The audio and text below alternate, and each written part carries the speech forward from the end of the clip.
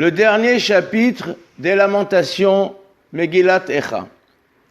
Chers amis, Hashem Alechem Tihyou, Leorichem Tovim Shanim Ne'emim, Ezrenu B'Shem Adonai Osei Shamayim Va'aretz. Ce chapitre, le 5e, qui commence par Zechor Adonai Me'aya Lanu, est celui qui est introduit dans le Tikkun Hatzot. Nous le lisons tous les soirs, toutes les nuits, dans le Tikkun Hatzot, Tikkun Rachel, et pendant cette période de Ben Hametzarim, nous lisons l'après-midi dans le Tikkun Hatzot, que nous faisons dans les après-midi. Ce chapitre comporte 22 versets en regard des 22 lettres de l'alphabet. Comme dans les autres chapitres des Lamentations. Le reproche essentiel adressé à Israël est l'abandon de l'étude de la Torah et de ses commandements. Le monde a été créé pour et par la Torah, et pour Israël qui s'y adonne. Bereshit bara Elohim, et Hashem et Haaretz. Bijvil Israël shinikraim Reshit. Pour Israël qui s'appelle Reshit. Pour la Torah qui s'appelle Reshit. Et la raison d'être de ce monde n'est que cela. Dans le traité Nedarim, la question fut posée. Alma avda haaretz. Pourquoi la terre fut désolée et détruite? La Torah, les sages, les prophètes ne trouvèrent pas de réponse. Et c'est Hachem lui-même qui la donne. Il répond. Pourquoi la terre a-t-elle été détruite?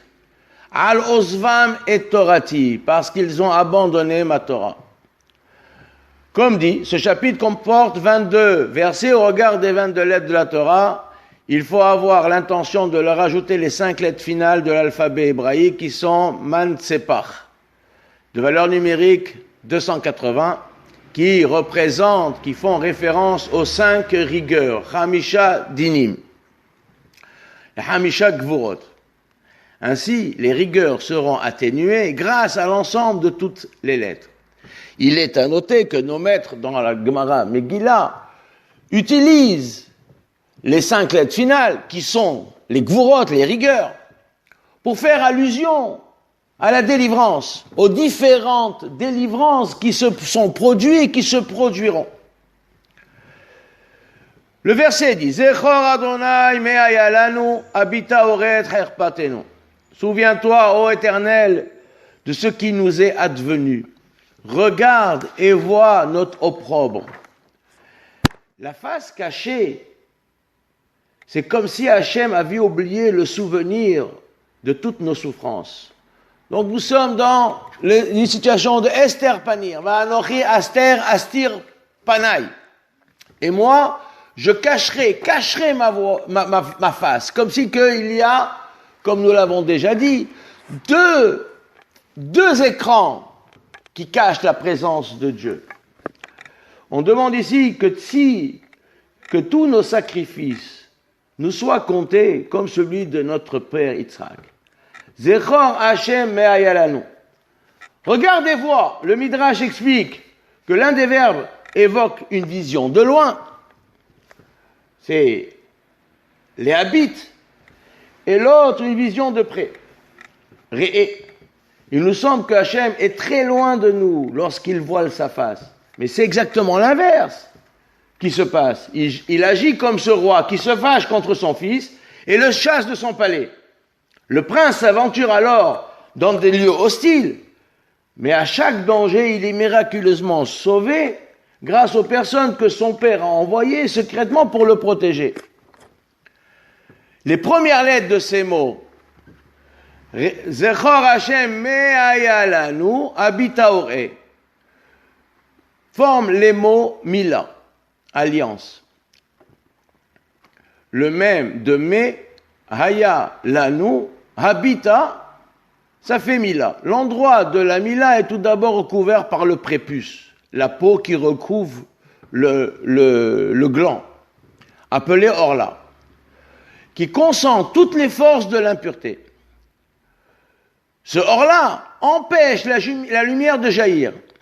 De même, le temple qui était la lumière du monde, comme le Midrash dit que la Gemara dans Shabbat dit qu'on allumait la menorah pour éclairer le temple. Et la Gemara demande, est-ce que Hachem a besoin de la lumière? Voilà que lui vous a éclairé 40 ans dans le désert. Et la Gemara dit que c'est de ce lieu-là, du Beth Amikdash, que la lumière se répandait dans l'ensemble du monde. Donc, cette lumière ne jaillit plus. De même, le temple qui était la lumière du monde est aujourd'hui enfermé, étouffé. Il est désormais inaccessible. Avant la destruction du temple, la miséricorde était débordante grâce à la Mila, car celle-ci, cette Kedusha, était apparente. Le temple était là. Alors aujourd'hui, regarde avec pitié, car la place est prise. Le temple a été recouvert, comme les rigueurs qui étouffent les bontés. C'est le sens de ce premier verset. Zechor Hashem me'aya lanu, habita ur'e et herpatenu. Nahalatenu nefra lezarim. Notre héritage est passé aux mains d'étrangers. Batenu lenochrim. Nos maisons sont à des étrangers. La terre d'Israël est passée entre les mains de peuples qui n'ont pas compris sa particularité, sa sainteté. L'endroit du temple est entre leurs mains. Ils ne distinguent pas sa sainteté et son importance, comme il est dit au sujet d'Abraham dans l'épisode du Akedat Yitzhak. Il a marqué, il a vu l'endroit de loin. Comment a-t-il vu l'endroit de loin? Nous disent Chachamim, Abraham a perçu la présence divine au sommet de la montagne, car par la nuée qui s'était posée. Mais les deux accompagnateurs, qui sont Ishmaël et Eliezer, n'ont rien vu. Ils n'ont vu qu'une montagne quelconque. Il est dit d'ailleurs à ce sujet, il leur a dit alors, vous n'avez rien vu, alors restez ici avec l'âne, de même que l'âne ne voit pas, vous aussi vous n'avez pas vu. Nos maisons sont passées entre les mains des étrangers, des ennemis. Cela signifie, nos maisons désignent nos yeshivot et nos bate midrashot, là où nous étudions, qui sont entre les mains des goïms. Leurs savants et leurs intellectuels se permettent de commenter la Torah à leur guise, sans tenir compte de la transmission orale à laquelle ils ne comprennent rien et qui leur paraît irrationnelle et illogique. Il est à souligner que pendant 2000 ans d'exil, la terre d'Israël était désertique et pleine de marécages. Quand le retour des enfants d'Israël s'est amorcé au milieu du XIXe siècle, elle a commencé à donner son fruit de manière miraculeuse. Elle ressemble aujourd'hui un peu à ce verger décrit dans les textes de nos sages. Nous sommes devenus des orphelins privés de père. Yetomim hainu, ve'en av, imotenu ke'almanot. Nos mères sont pareilles à des veuves. Notre père nous a quittés. Il est monté dans les hauteurs. Nous sommes livrés à nous-mêmes. Parfois, les orphelins trouvent un âme charitable qui les adopte et qui subvient à leurs besoins. Nos mères, ce sont Tzion et Yerushalayim, qui sont comme des veuves, car les étudiants de la Torah sont si peu nombreux, faibles dans la compréhension de la Torah, en profondeur. Dans les Lamentations, il est noté que la Torah écrite et la Torah orale se sont habillés de noir. Ils sont prostrés sans que l'on vienne les visiter. Mimenu bakesef shatenu, aetzenu bemehir yavou. Notre eau, nous ne pouvons la boire qu'à prix d'argent, il faut payer. Notre bois, nous n'en disposons qu'en l'achetant. Allusion encore à l'étude, qui est comparée à l'eau vive. Nous ne pouvons y accéder qu'au prix d'énormes efforts. C'est le salaire, le paiement que l'on doit faire. Le bois pour se chauffer est aussi une allusion à la Torah, qui est comparée au foyer qui réchauffe. Là aussi, cela demande énormément d'efforts. Al tzavarenu nirdafnu. On nous a poursuivi l'épée dans notre cou. Yaganu velo unahlanu. Nous sommes à bout de force et le répit ne nous a pas été octroyé. On nous poursuit en raison de notre nuque raide, qui ne se soumet pas, y compris à Hachem. Ce sont les midotes que nous n'avons pas arrangé, réparé, alors que la Torah doit amener l'homme à améliorer ses traits de caractère et son comportement. Il est interdit de marcher la tête haute dans la rue. Notre orgueil nous a d'ailleurs amenés à oublier notre Seigneur Tout-Puissant, notre Père. Les ennemis empêchent les Juifs de prier avec soumission pour que les portes du repentir leur restent fermées. Point de répit pour nous, c'est la difficulté de subvenir à ses besoins, de gagner sa vie de manière honorable. Cela exige de très gros efforts. La bénédiction ne nous parvient plus comme elle le devrait. Les conduits de l'abondance sont obstrués. Ils sont détournés de nous. En terre d'Israël, la Parnassa arrivait de manière directe par les chemins de la sainteté. Mais à présent, dans l'exil, nous sommes tributaires de l'influence des nations. Or, leur subsistance passe par les chemins de la Touma ou de la direction globale de ce monde. Mitzrayim natnu yad, Ashur lisbo alahem. En Égypte, nous avons tendu la main. Et à Ashur, en Assyrie, nous avons aussi pour avoir du pain en suffisance. À l'Égypte, nous vendions de l'huile et nous achetions des récoltes de céréales. Non pas pour nos besoins, mais pour rendre service à Ashur. Nous pensions qu'ils seraient nos alliés le jour venu, mais personne n'est venu nous secourir. Bien au contraire, ils donnèrent ces récoltes à nos ennemis pour qu'ils puissent nous combattre, comme il est dit dans Hoshea. Avotenu hatu ve'enam, nos pères ont fauté, ils ne sont plus. Vanahnu avonotehem savalnu, et nous portons le poids de leurs fautes. Nos pères prirent les enfants comme garants lors du don de la Torah. Aussi, les enfants que nous sommes, payent-ils la faute de leur père? Lorsque l'on fait teshuva, Hachem pardonne et ne retient pas les fautes, pas même l'idolâtrie. Mais il y a une faute qu'il ne laisse pas passer, c'est celle du bitul Torah. Si les fils continuent dans les chemins de leur père, ils payeront leurs fautes ainsi que celles de leurs ancêtres. Avadim ashlubanu, des esclaves ont pris le dessus sur nous. Porek en bi'adam, personne ne vient nous soustraire à leur pouvoir. Mesure pour mesure, nous nous sommes défaits du joug d'Hachem en refusant d'être à son service. Désormais, ce sont les esclaves, des nations qui nous dominent. Quand je vous dis, Israël, mes serviteurs, par vous je me glorifie. Dans ce verset, le mot personne, en, fait allusion à Hachem qui transforme le en, le haïn, l'insaisissable, l'insondable, haïn. Il se transforme en ani. Il n'y a que lui qui peut nous libérer.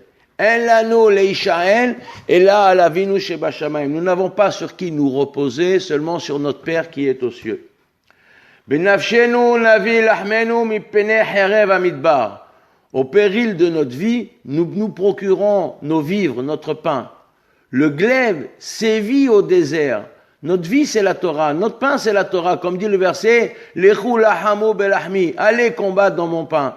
L'âme aspire à la spiritualité, comme le corps a besoin de se nourrir.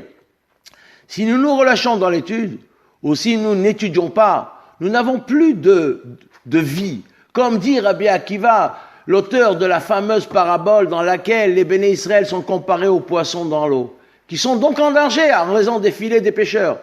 Le renard leur propose de monter sur la berge afin qu'il les protège. Et que lui répond-il? C'est toi que l'on appelle le plus rusé des animaux. Si nous sommes en danger là où est notre vie, notre environnement naturel, alors il est sûr que nous ne pourrons vivre hors de l'eau. Le glaive est celui de la parole. Herev pipiyot be'adam, c'est la force de la prière. Et le désert, la terre aride, où rien ne pousse, c'est le domaine des forces du mal. Même en exil, grâce à son étude et à sa prière, Israël se renforce et élimine les puissances qui nient la réalité d'Hachem. Orenu ketanur nichmaru. Notre peau est brûlante comme le four. Mipene zal afod ra'av, par suite de la fièvre desséchante de la faim. Pendant cet exil, nos prières et notre étude se font au prix de tous les efforts et des sacrifices. Notre peau a noirci comme un four chauffé au maximum. La faim, ra'av, c'est celle de la Torah. Dans cet exil, on ne trouve pas de réponse. La compréhension se fait rare. Comme disent les maîtres, la faim et la soif de la parole de Dieu. Lo ra'av lalechem velo tzameh lamayim ki im lishmoa devar Hashem. Il ne s'agit pas de la faim de pain et de la soif d'eau, mais la faim de la compréhension de la parole de Dieu. Nashim, Betzion innu, Betulot be'arei Yehuda. On a violenté les femmes dans Sion, les jeunes filles dans les villes de Yehuda. Ce qui arriva lors des persécutions, ils violentèrent les femmes et les jeunes filles, car la sainteté d'Israël repose sur les femmes. Sarim bi'adam nitlu, mipene zirkenim lo ne'edaru. Des princes ont été pendus par leurs mains. On a témoigné nul égard pour la personne des vieillards. Les princes de la Torah et ses érudits sont les garants de la pérennité de notre peuple et la transmission de la halakha. Ils sont le soutien du peuple et son guide. C'est à eux que l'on s'adresse pour un conseil ou une bénédiction dans les situations les plus difficiles. Ils montrent le chemin qu'il faut emprunter. Leur perte est donc une tragédie. Bahorim tehon nasaou. Les adolescents ont dû porter la meule. Unarim baes kashalou. Et les jeunes gens ont trébuché sous le fait des bûches qu'ils portaient. La volonté de détruire la génération future. Les jeunes d'Israël étaient habitués au raffinement, à la délectation intellectuelle. On leur imposa le lourd fardeau de la dure réalité du galout. Zekrenim misha'ar shavatu. Les veillards ont cessé de paraître à la porte. Bahorim eniginatam. Les jeunes gens d'entonner leurs chansons. La porte est celle du Beddin. Les anciens ont disparu des tribunaux. Il n'y a pas de relève. La Gemara dit que les mariages étaient célébrés le mercredi car le Beddin siégeait le jeudi. Or, comme il n'y a plus de rassemblement pour les jugements, les mariages ont été annulés. Il n'y a plus de fête de mariage, donc plus de chants. Shavat misos libenu. Toute joie est bannie de notre cœur. Ne'efar la evel meholenu. Nos danses joyeuses se sont changées en deuil. La Mishnah a dit que dans le temple, à la fête de Sukkot, seuls les anciens dansaient. Il épuisait l'esprit divin. Maintenant que le Sanhédrin a disparu, le souvenir de ces danses est pour nous un souvenir de deuil, celui de la gloire perdue. Nafla ateret roshenu. Elle est tombée, la couronne de notre tête. Oh, inalanu kihatanu. Malheur à nous, car nous avons fauté. Nous avons péché. Notre couronne est celle de la Torah. La présence des sages et des prophètes parmi nous est tombée de notre tête. La présence de la Shekhinah qui planait sur nous est tombée à terre. Nous avons perdu notre gloire et notre splendeur par la faute et nos péchés. Les initiales de ces trois mots, Nafla, Ateret, Roshenu, forment le mot Na'a. Ce mot a valeur numérique de 320, qui forme l'ensemble des rigueurs. En effet, le mot Din a valeur numérique de 64. Et les din, les rigueurs de la main gauche, sont au nombre de 5, puisque nous avons 5 doigts, ce qui fait 5 fois 64, 320. La Shekhinah est appelée, elle, Na'ara. Elle a perdu le « et » qui apparaissait dans ce mot. Le mot Na'ara est donc devenu Na'a. De plus, la lettre « he » représente 5 fois la lettre « aleph ». Donc comment réparer cela ? Si on ajoute Aleph qui donne valeur numérique de 1, comme Dieu qui est unique, qui est un, au mot Din, cela devient, au lieu d'avoir Din, nous avons le nom de Dieu, Aleph, Dalet, Nun, Yud, Ado, plus loin, Naï. De même, il y a 5 mots pour lesquels le Aleph est la marque de la réparation. Il nous revient de les rétablir. Ce sont les mots suivants. Met et Met. En rajoutant un Aleph au mot Met, à la mort, alors nous avons la vérité. Emet. Tsar, l'oppression. Nous ajoutons un Aleph, ça devient Eretz. Eretz signifie que l'endroit est vaste et large. Din, on ajoute un Aleph, on obtient, comme nous avons dit, le nom de Dieu, Ado, plus loin Naï. Dam, le sang versé, on a ajouté un Aleph, ça fait Adam, l'homme qui ressemble à son créateur. Gola, l'exil, on ajoute Aleph, ça fait Géoula.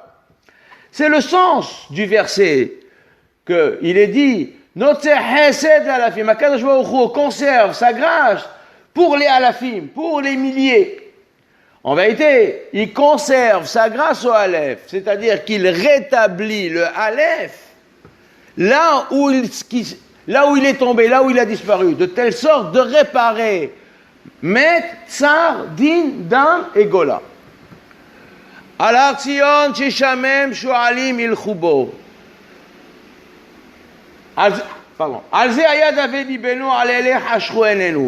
C'est sur cela que notre cœur se déchire, ce qui a obscurci nos yeux. L'obscurité traduit la longueur et la difficulté de ce terrible exil. Nos yeux, ainsi, sont qualifiés les maîtres, Aïné Aïda, qui dirigent le peuple. Ils ont perdu la lumière qui les éclairait. Al Har Tzion Sheshamem, c'est de voir le mont de Tzion en ruine. Shoalim il Khubo, le repère, il est devenu le repère des renards.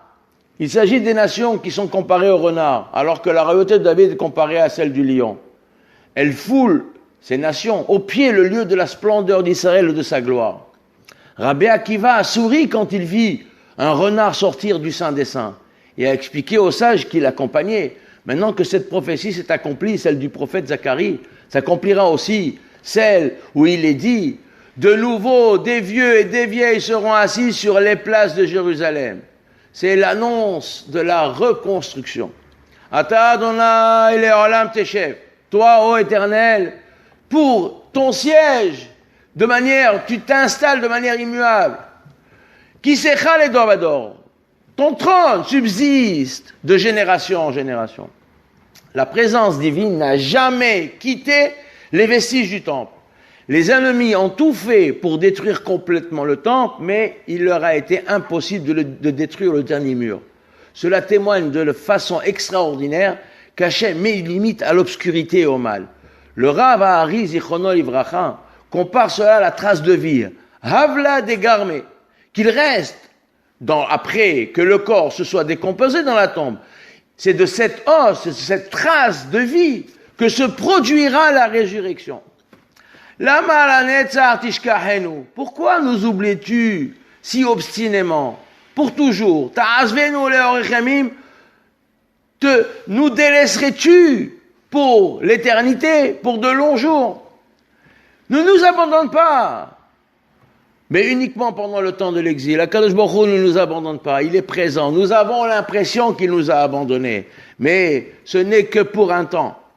Ashivenu Adonai elecha venashuva hadesh yamenu kekedem. Ramène-nous vers toi, ô Éternel. Nous voulons te revenir. Renouvelle pour nous les jours d'autrefois. Le berger qui a perdu une bête la recherche, mais la bête elle-même cherche à revenir au sein du troupeau. Ainsi dit le roi David: Ta'iti kese oved. Je gère comme une brebis égarée. Vakesh avdecha, recherche, mets-toi à la recherche de ton serviteur, car je n'ai pas oublié tes commandements. Ashivenu, Hashem elecha venashuva, hadesh yamenu kekedem. Si nous ressentons que par nos fautes tu nous as éloignés, cela est en soi une forme de repentir.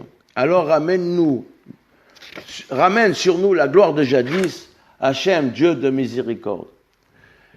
Abet mishamaim ore mizevul kochecha betifartecha. Du haut du ciel, regarde et vois du séjour de ta sainteté et de ta gloire. Yiratzon, qu'Akadosh Baruch Hu reconstruise le temple, rétablisse la royauté d'Israël, sa gloire, le lieu de la gloire soit reconstruit et rétabli, et que le monde se remplisse de lumière. Le monde se remplisse de la connaissance, est-ce que nous sachions enfin, pourrions enfin servir Hachem comme il se doit, de tout cœur et de toute notre force. Baruch Adonai Le'olam, Amen ve Amen.